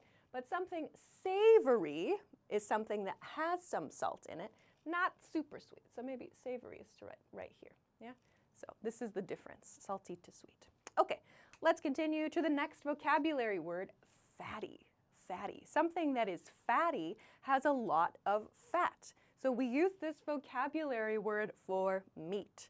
If you see like pork or chicken or beef, something with lots of white on it, the white fat, we can express that with fatty. Like that meat is very fatty, or this tastes very fatty.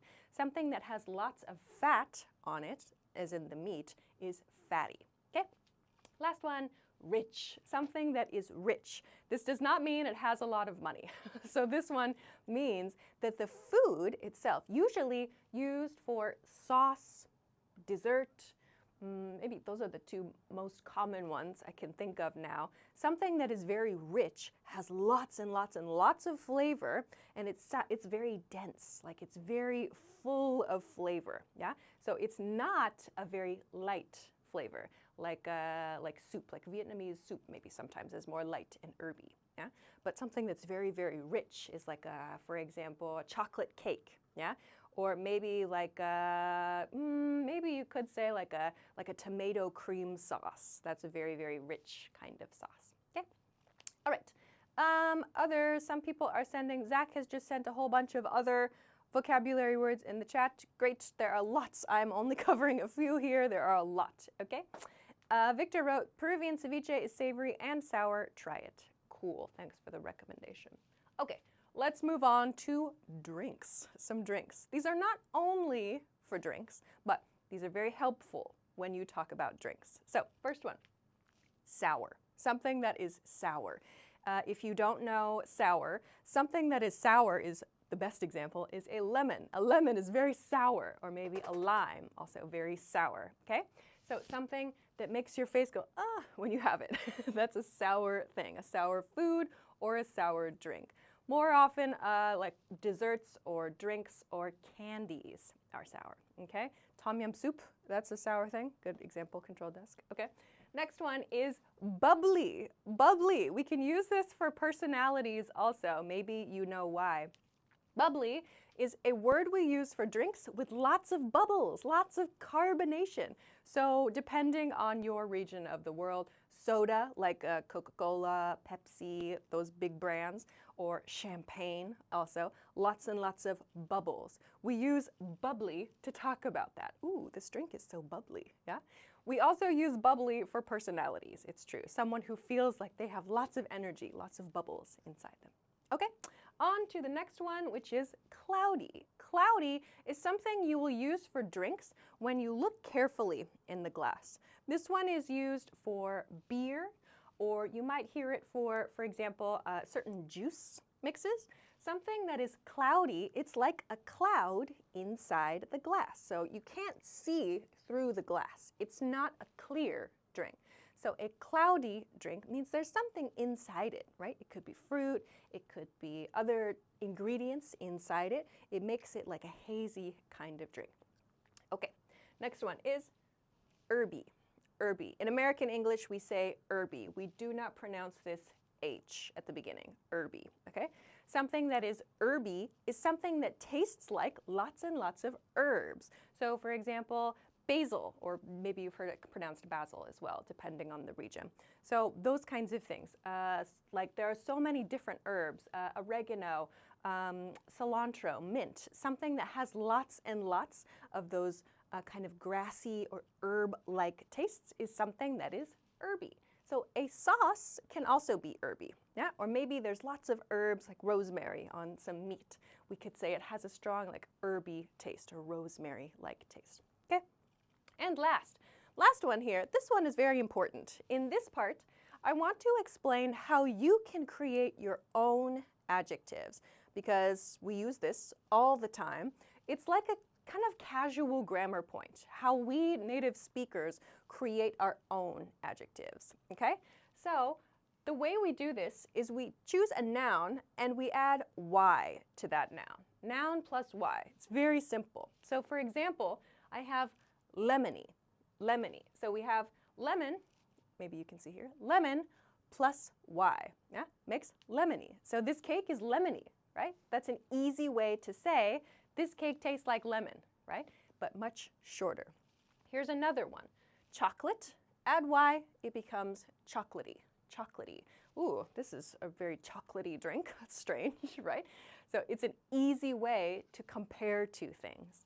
Last one is meaty, meaty. So meat plus y, you say, oh, this sauce is really meaty, right? To express that it feels like you're eating meat or the taste is similar to meat.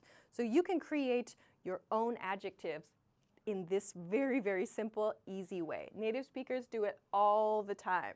We create strange adjectives in many different situations. So just add y to the end, okay? Please note this is a very casual grammar point. Do not use this in like business or professional situations. This is good when you're talking with your friends, okay? All right. What if the noun ends, good question, Inazuma. What if the noun ends in a vowel sound, okay, like banana or mango? We still do the same thing. We say like, oh, this is kind of banana-y, or this is kind of mango-y. We might also use ish. Ish is another one that we sometimes use. I-S-H, same idea. It means banana-like. This is kind of banana-ish, or this is mango-ish. It means it's similar to mango or similar to banana. So you might also hear people do that for words that end in a vowel sound. Okay, let's see. Hello everybody on Facebook. What's up, Gasan and Omyims? Hi, Jafar, Jao, what's up everybody? Other things. Zach wrote banana flavored. Yes, you can say that something is banana flavored, but when we say something is, you know, blah, blah, blah, flavored, it sounds like that's on purpose. That's the reason. So when you go to the supermarket and you see like ice cream and it says, in this case, like mango flavored or banana flavored, it sounds like it's not real mango or not real banana. It sounds like fake, like they made it in the factory like that, okay? It sounds like that's just like not like pure banana or mango. So yes, sometimes things say flavored, like something flavored, but that usually sounds like something you see on packaging, right?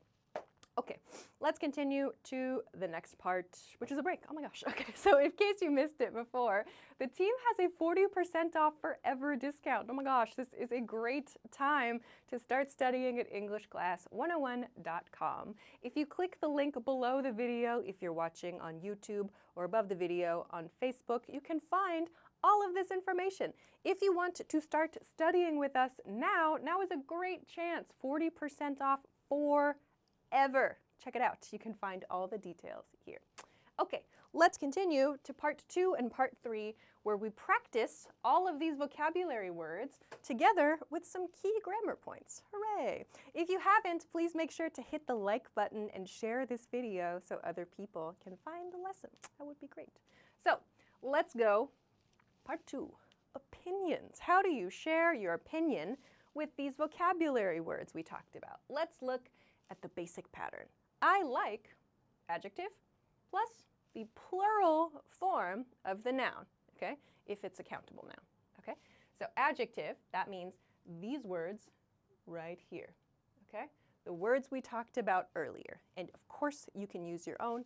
Of course, you can create your own. So we have this as the standard positive sentence pattern.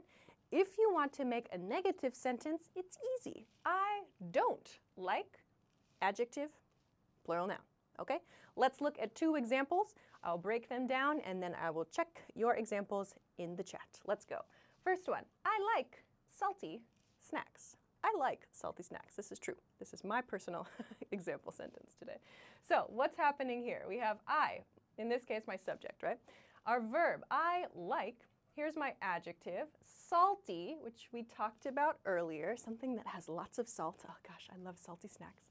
And then our noun, in this case, snacks.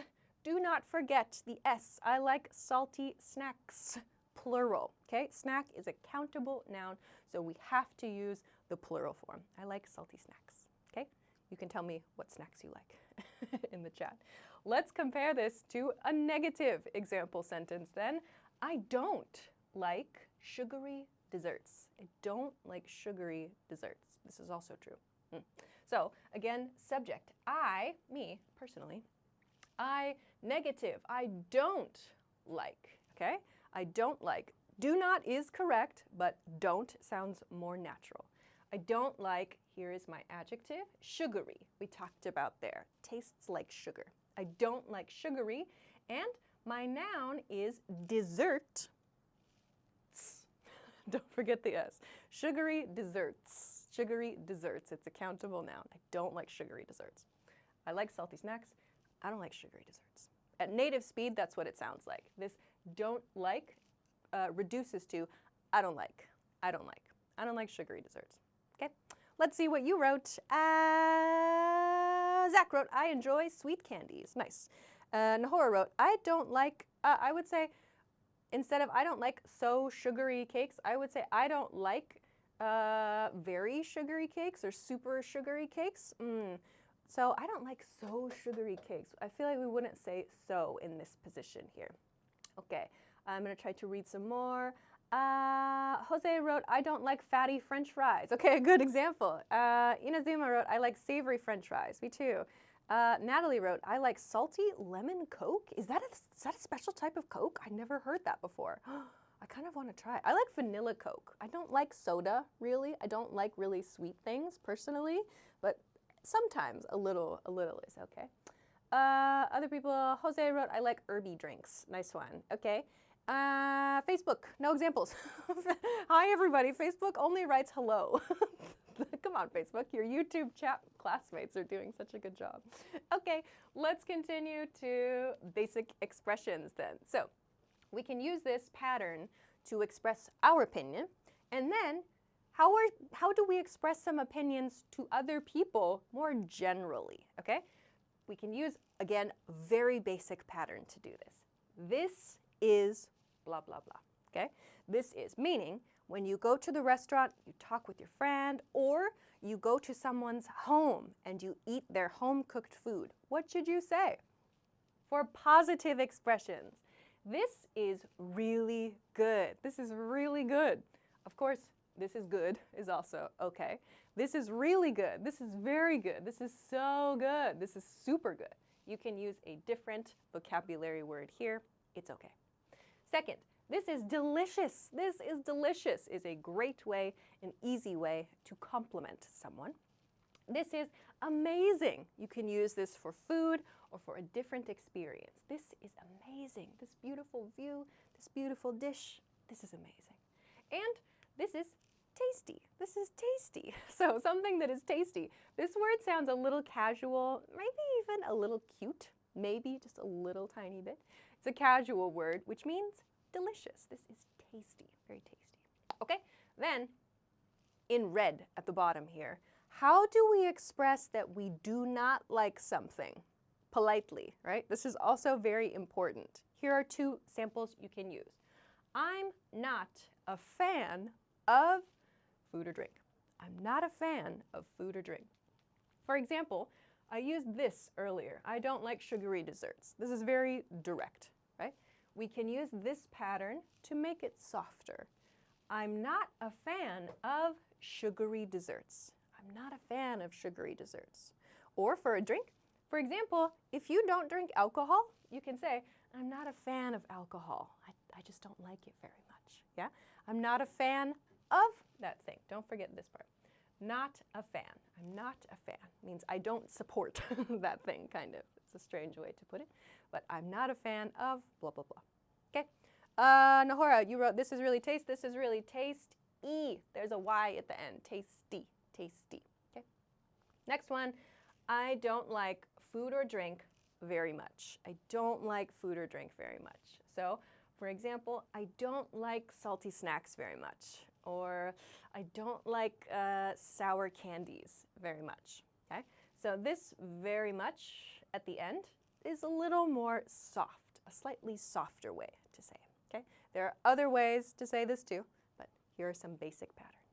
Okay, let's continue to the last part. Very quickly, there is a 40% off forever sale right now. I won't do the whole break right now. I'll come back at the end. Thanks, Control Desk. But I want to get through this, and then I'll remind you officially one more time. But check it out. There's a 40% off forever discount. Amazing. Love it. Good question. Are the words like heady, alcohol, or drunken used? So those are used. So heady we could use to talk about maybe drinks. Alcohol, like I'm not sure what you want to say with alcohol. Maybe do you mean it tastes like the alcohol taste is really strong, if that's what you want to say. If you want to talk about alcohol taste, you could say this, like this beer or this wine is really strong. That's how we describe high alcohol content. That's what we say. Alcohol content is high. And your third one, drunken is used to talk about a person, someone's behavior. His drunken behavior got us kicked out of the bar. So that one we don't use to talk about the food or drink. That's for behavior. Yeah, so I hope that answers your question. Michelle wrote, I'm not into alcohol would be correct. Yeah, you could say that. More naturally, if you don't drink alcohol, if you, for personal reason or health reason, whatever, you can say I don't drink or I don't drink alcohol. Or some people I know have like an allergy or medical reason, like I can't drink alcohol. Yeah, so I don't drink or I don't drink alcohol is usually okay. Some people also just don't like the taste, which is fine. So you can say, I don't really like alcohol. I don't like alcohol, sorry. So I hope that that answers your question. Oh, where'd my monitor go? Oh, there it goes. Okay, that was weird. All right, let's go to the last part, comparisons. This is a fun part. Okay, let's talk about our basic pattern, and then we'll finish today with a very creative pattern. Okay, it's gonna be fun. So comparison here is A tastes like B. Simple, right? Really simple. In this pattern, A is a noun and B is a noun, okay? A tastes like B means this thing has a similar taste to this thing, okay? So this thing and this thing are similar, right? When we use this, we need to say tastes, tastes like, not taste, okay? Tastes like B, okay? So let's practice this part first in black. I will come to the red part in a moment. Let's just practice this pattern. So this sauce tastes like vinegar. This sauce tastes like vinegar. Ugh.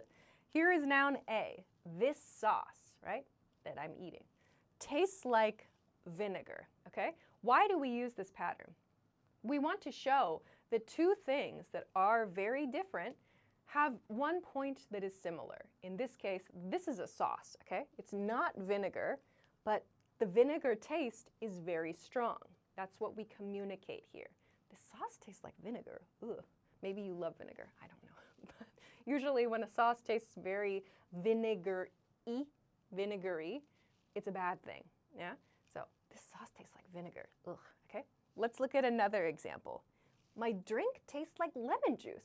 My drink tastes like lemon juice. Maybe that's a good thing. Maybe that's a bad thing. It's up to you.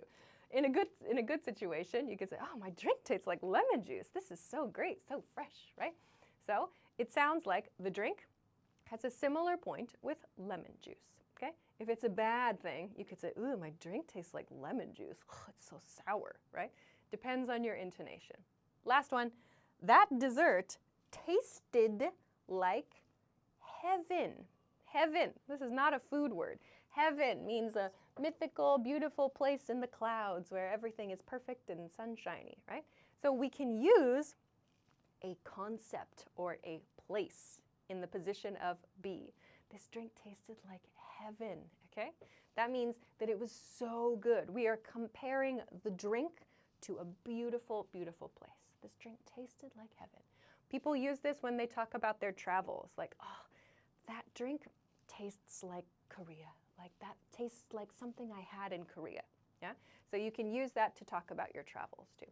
All right, let's see what you wrote to me. Nothing yet. Okay. I saw lots of examples from part 2. I'll wait for part 3. However, we need to look at this point right here. That dessert tasted. I have the past tense here, tasted. That means I finished the drink. So here, I have the same one, tasted, past tense. A tasted like B means I finished A, but I still want to make the comparison, yeah? That dessert tasted like heaven. Or to make these past tense, my drink tasted like lemon juice. Ugh. Or this sauce or that sauce tasted like vinegar. Ugh. Yeah? So just change this to a D. Tasted to make it past tense. Okay, continuing to the last part because I am over time. Get creative. The last part, the fun part. To get creative, you can use a verb phrase instead of a noun for be. So in this position, change this noun into, well, we could say an independent clause or a full sentence, simple full sentence. I said verb phrase here to be open, but we can replace this with a concept or a situation to be really creative. Let me show you what I mean. My drink tastes like the bartender squeezed a fresh lemon into my glass. Okay? So my drink tastes like the bartender squeezed a fresh lemon into my glass. This is a much stronger image than just my drink tastes like lemon juice, right? This is a very simple sentence. It communicates clearly, yes. But this, we have an image in our mind. We can imagine how strong the lemon taste is in the drink, right? So this is a much more creative way to express that idea. This part is just a simple sentence. Here's my subject. The bartender squeezed is my verb. To squeeze is this motion for fruit, squeeze. Here we have a fresh lemon, so the object of our verb. And then here, where was it squeezed? Into my glass. This is a very simple sentence, really. But we put it in place of be to make a very creative comparison. Cool, right? Let's look at one more example of this creativity. That cake tasted like someone left it in the oven a little too long. That cake tasted like someone left it in the oven a little too long. In other words, the cake was burned. The cake tasted burnt, right? This is a creative way to express that. That cake tasted, past tense, tasted like, here's my subject, someone, my verb, left it in the oven a little too long. So I've added this to show it was burned, right? Someone left it in the oven a little too long. So these kinds of expressions can help you be much more creative and give an image of the situation instead of just these basic reports.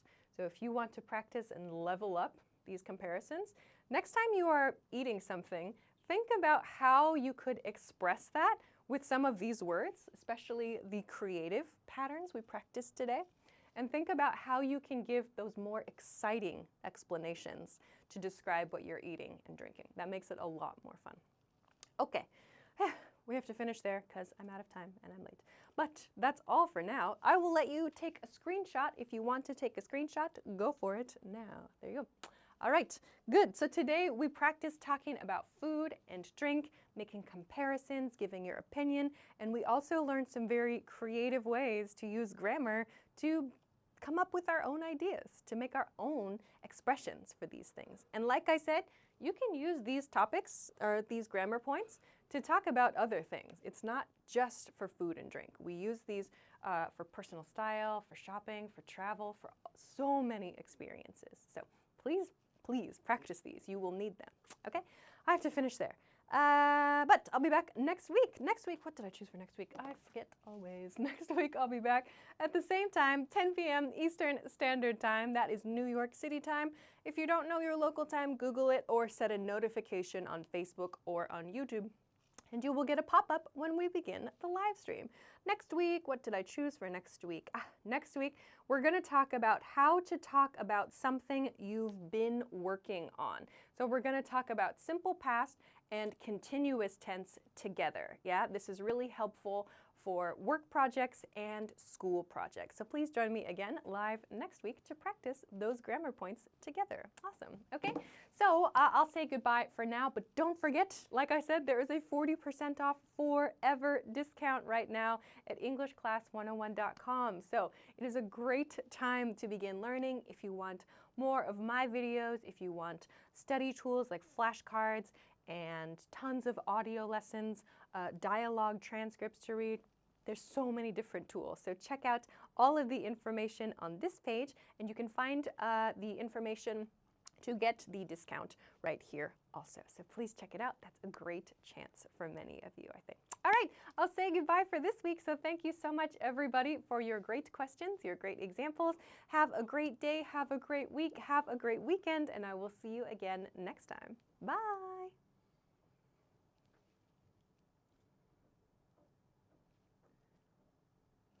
Now that you're finished with this lesson, don't forget, as a free bonus, you get over 30 conversation cheat sheets, but only if you sign up via the link in the description.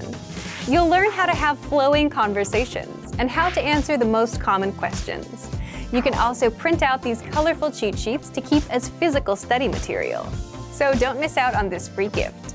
Click the link in the description and sign up for a free lifetime account to get your PDF cheat sheets.